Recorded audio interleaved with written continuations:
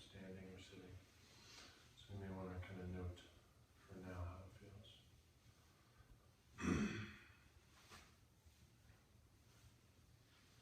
And how it smells.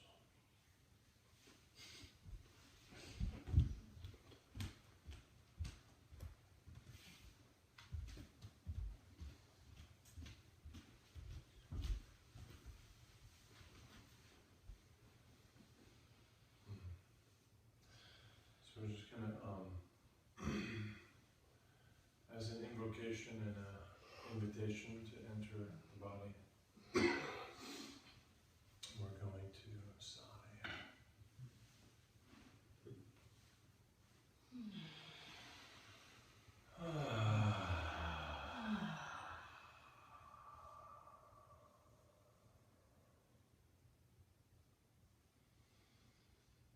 After the sigh, we're going to sound as we inhale and fill the body.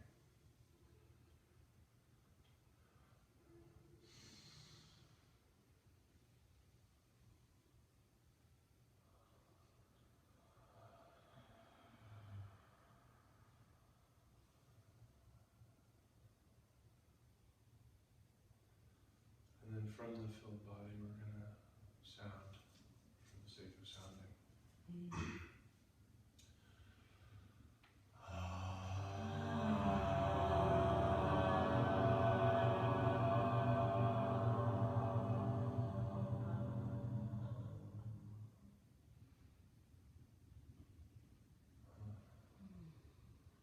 So we sigh, we kind of release the body from its non-consciously built structures and strictures. Then we consciously inhale to provide the inner architecture for the body shape. And we use that shape to sound. So let the breath flow through the shape that we have. So we're not making a word, we're not saying a thing, we're not trying to sound good or anything. We're just letting the breath move through that shape that we built. And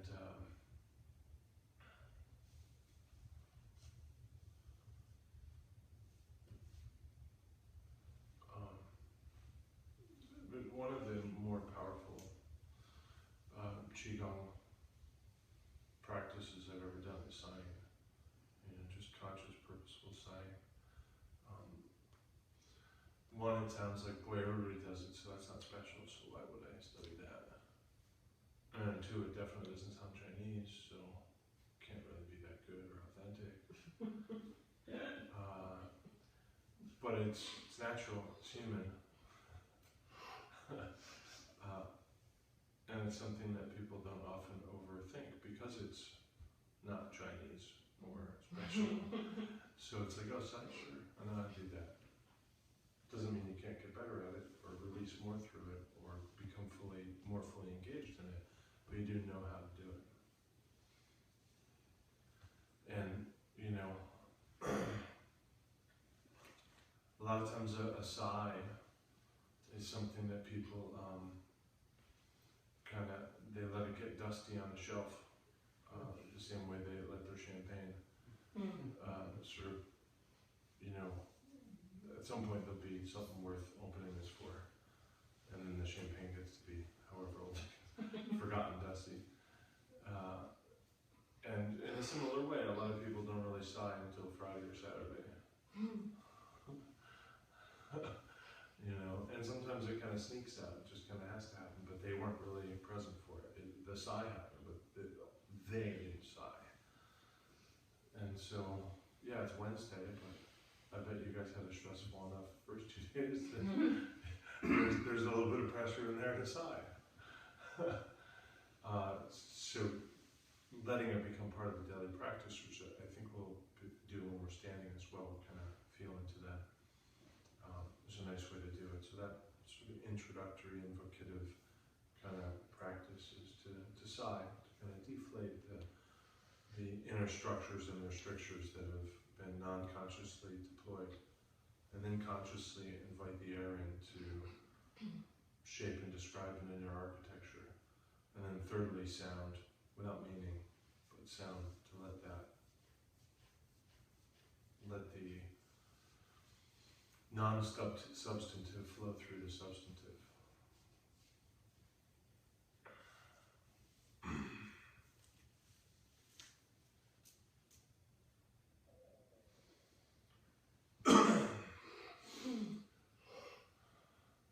So, sort of 3 parts of the class that we, aim for. Part 1, maybe 10 or 15 minutes, is this part.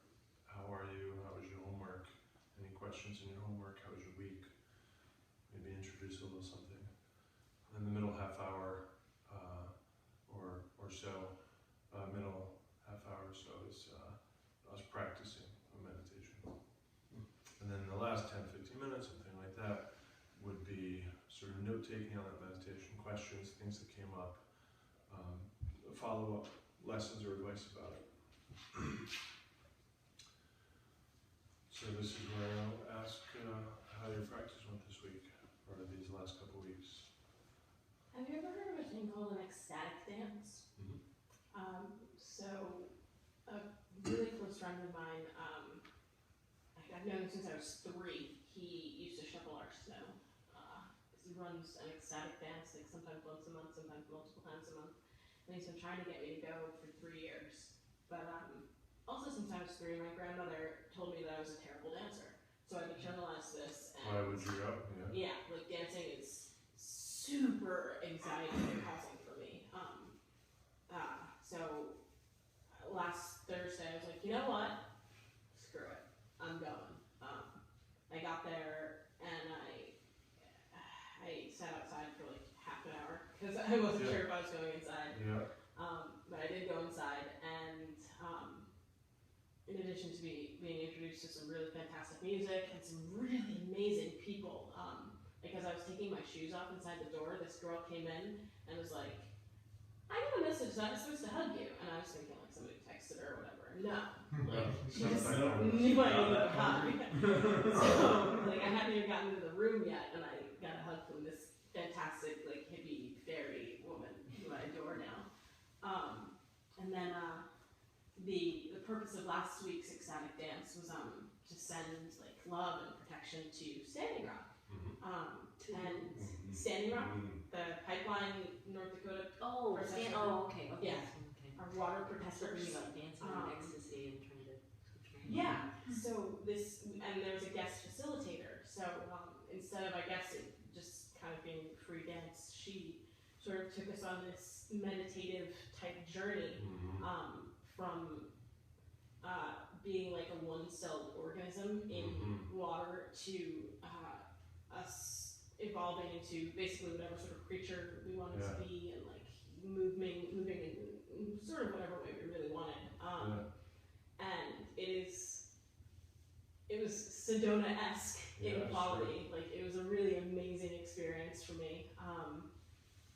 In addition to like doing some stuff physically that I didn't know I could do. With no judgment against myself. Like I seldom judge other people. Most of my judgment's inward. But with no judgment to myself, I did a lot of moving and a lot of it was very meditative in nature. And it really set the stage for like the rest of the week going forward. It actually affected the quality of my meditation. I've really enjoyed, the last time I was here, we were sort of just noticing the inner spaces in our bodies.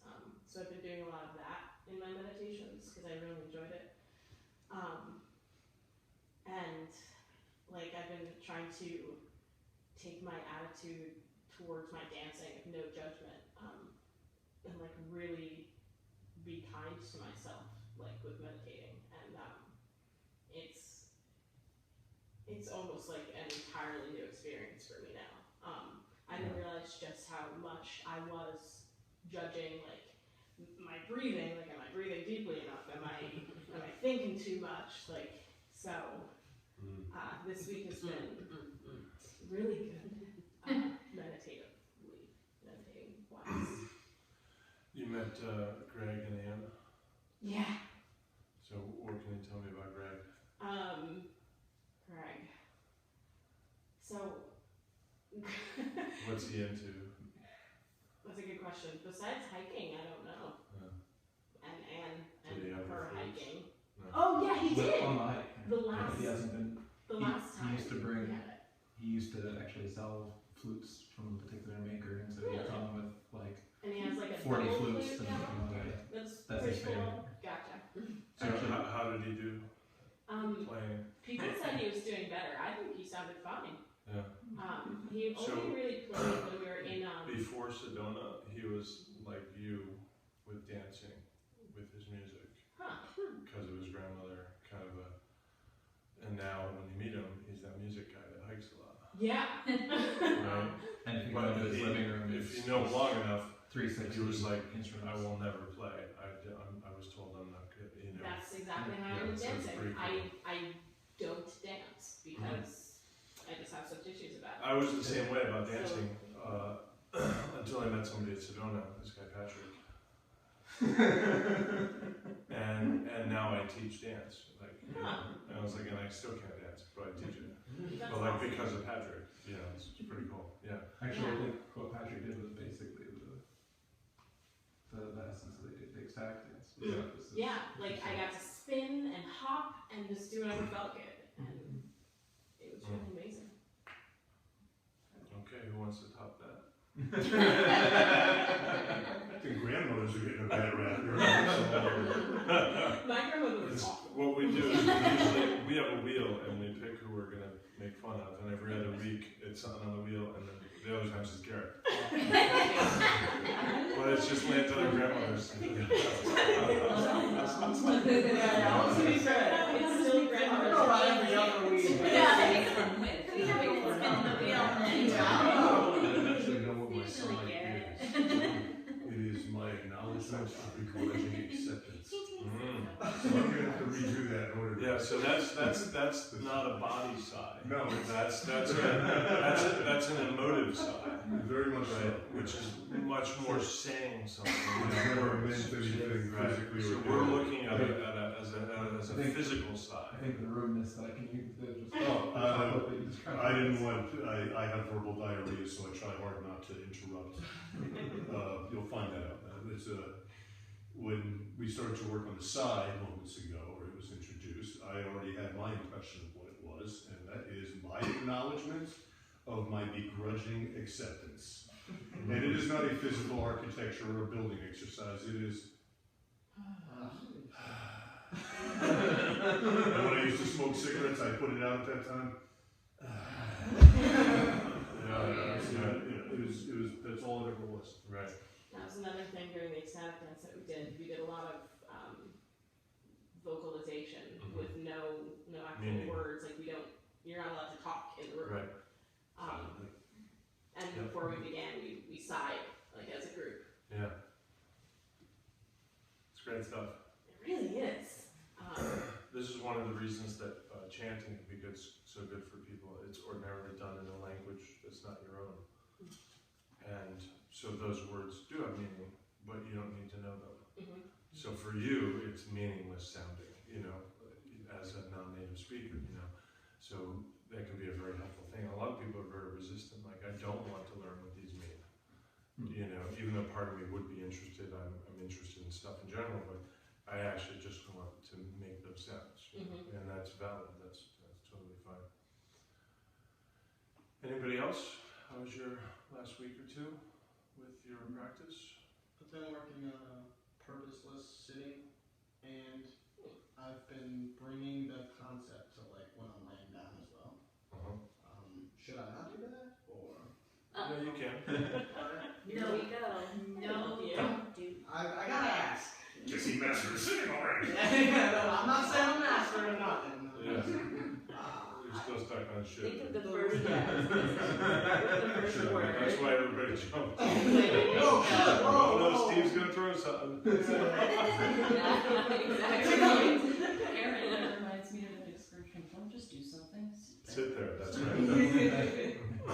The reason I applied to laying down though is because I'm doing it like when I'm trying to sleep, and I feel like it clears. Then there is a purpose. Which is Don't quiet yourself when you're asleep. The reason you're laying down is to go to sleep.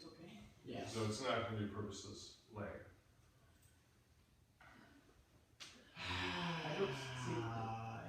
Which side is that? But it Congratulations. It's, I see what you mean. I do specific practice when I'm falling asleep before I fall asleep at night. The answer I give you won't be the same as I give him. Right. but it should be. Oh boy. No spitting, Amy. But the No spitting. because like, It looked close. I used to play the oboe. She's got the embouchure, that's My good. favorite instrument. High five. Thanks for sharing. Thanks for sharing. That was funny. there's a long Please. running joke in my family actually that everybody else would be so active around the table, and my mother particularly was aware that I always wanted to have something to add, but I wouldn't talk over anybody, so I'd just be sitting there waiting for my opportunity, like trying to find that space to jump into. And so she kind of felt for me, and I was just Great like, story, Ethan. until I learned that point at which I was able to let go of it. Or I'd be like, I want to add, and it's fine. Do you think she was encouraging you to jump in, or was she No, accepting? she realized this, and only later, like, started telling people about it. But it's So, about the laying down. well, yeah, and so it's funny because, it links up the two things, because what I recognize is that that process is specifically letting go, and I liken it to the thing we've done before with breath, where it's the exhale and let it go and just let it be gone. Like the inhale's gonna happen. It's going to happen. Like it can't not happen. I can't keep it from happening, but I don't need to make it happen. I don't need to rush to it happening. And I do the same sort of thing with sleep, and in a sense, it feels like lying down purposely, and like not because I want sleep to come or because I'm trying to make sleep happen, but just to stop adding stuff. That's kind of what I'm doing as well. If you're laid down to go to bed and you don't go to sleep right away and you say, I might as well practice the laying down purposelessly, that's Yeah. not what you're laying down. You were laying down to go to bed and then, for whatever reason, you didn't go to sleep right away. It's a paradox. Right? Can you sit purposelessly? Is that Yes. not then becoming purpose? You purposelessly purposeless. You still have a Yeah, I purpose. still have a purpose. Purpose. Ignorance is Oh bliss. no, I've gone cross-eyed. And the only thing in life is not worth living. Yeah. Station A big- time saves 9. A big part of this is that it's about the discipline. It's about creating the intention and the space to do the practice, right? So if you have 4 kids and they've all just happened to have all ended up outside and it's quiet, that's not, you don't get to say, oh, I meditated, it was perfectly quiet for a couple minutes. It's not, you didn't create that. You didn't have an intention. You might have entered into that quiet and appreciated it and then thought about meditation, but that's not the same. It's about the process of creating, right? This is the sanctification process. This is the invocative process that we started this class with, that creates that space. So the intention is to create an action of practice, which means a place and a mode of self. Once then you're sitting, if we're talking about purposeless sitting, you're not doing it so you get better at a practice. You're not doing it so you have a really good final breath, or you get enlightened, or you get better at this breathing, or you're better at the singing bowl, or you're sitting to sit. Right? So the purpose, semi-joke, is to sit, but not sit so that anything else. So the laying down is only for that, right? So it's more likely that you find it when you're not ready to lay down, but you're not tired enough to lay down, but you lay down. Because you're clearly creating purposely that intent, you're manifesting that state of self, and you're elevating it to a level of necessariness that it's the next thing you do. Right? Most people that sit, they sit because they're tired and they're resting. They sit because they're waiting because their brain is somewhere else. Or they sit because they want to forget their body because they're watching TV or something like that.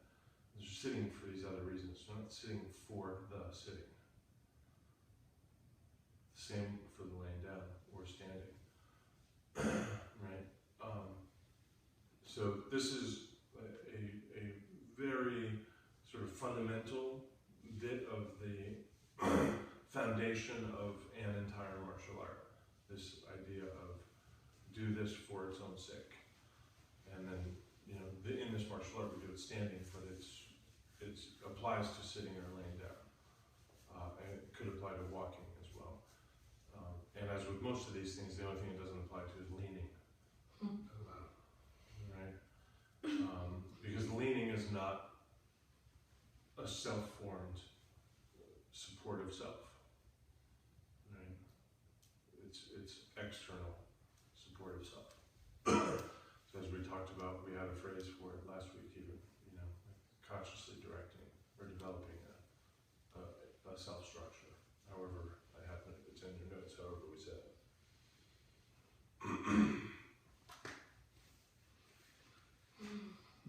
Self-directed conscious structure. Self-directed conscious structure, thank you. We must also sometimes create a place where we can achieve purpose or practice. And I got hung up a moment ago on send the 4 kids outside because the number 4 is the number of children my wife had. Then we married and we now have 4 grandchildren. And when you want silence or space to create or immerse or whatever you may be headed toward, you must create that by creating outdoor children. Yeah. And then you have created the space in that sense. Right. It's not just the children going in. I have 4 dogs, and it's similar. So that might be an analogy if you're not coming to practice. You must create the environment. Right, but then you do have to create that, Yes. right, and send them out, and that's fine.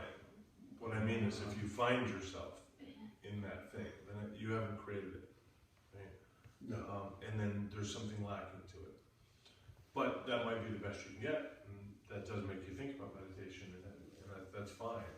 But that's not what I'm holding out as here's how I suggest you meditate, right? Or practice at all, right? And that's why practice is a discipline. You know, it doesn't just happen, right? Leaning is not a discipline, right? All the other things are discipline, right? It's discipline to sit here, right? Greg gave us that lesson last week, remember? He showed us the undisciplined So version, sweet, yes. you know, snoring.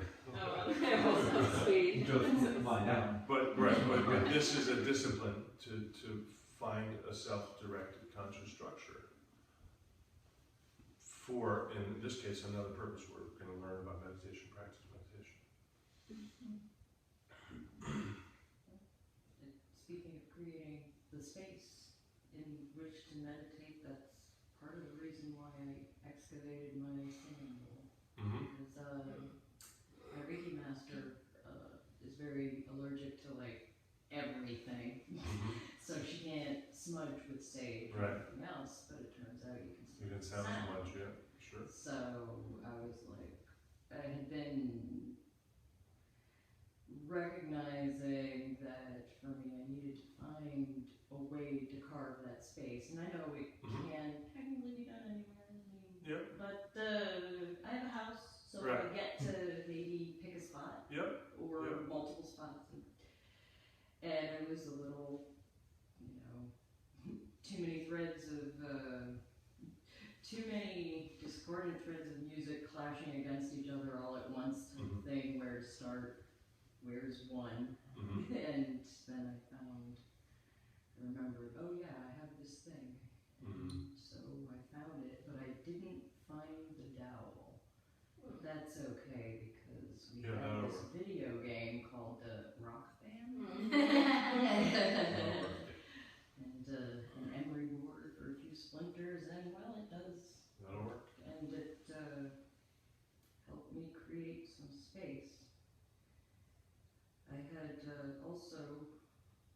after reading a little exchange regarding tingshaws online, I happened to go to the place I go to get my incense choice, and I happened to notice, oh, look, tingshaws.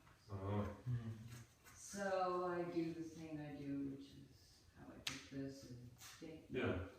Nope. Yeah, yeah, sure. Maybe. Yeah. Nope. Nope. Yeah. Only one pair made the maybe. Purchased those, and then my sister ended up in a horrible car accident. Like she got rear-ended, and her car went under the car that she rear-ended. Yeah. Because of my own issues, I didn't get this happened on Thursday. I didn't get a chance to actually see her until yesterday, and I took her to dinner, and we spent some time, and I had brought my singing bowl, and I brought the tingshaws that I played with too a little, and she just, this is so good. Yeah. Like, oh, well, I had gotten them. Yeah. Thinking that Yeah, you could for- mail it to your friend or Right. something, but like, oh, these are for you. Right. Which is nice because it's probably better than alcohol. So we kind of try to carve space to free yourself from your meat sack. With regards to sound too, I've also been meditating with particular sounds that are supposed to help with the healing of different parts of your body. Because I've got a shit ton of healing to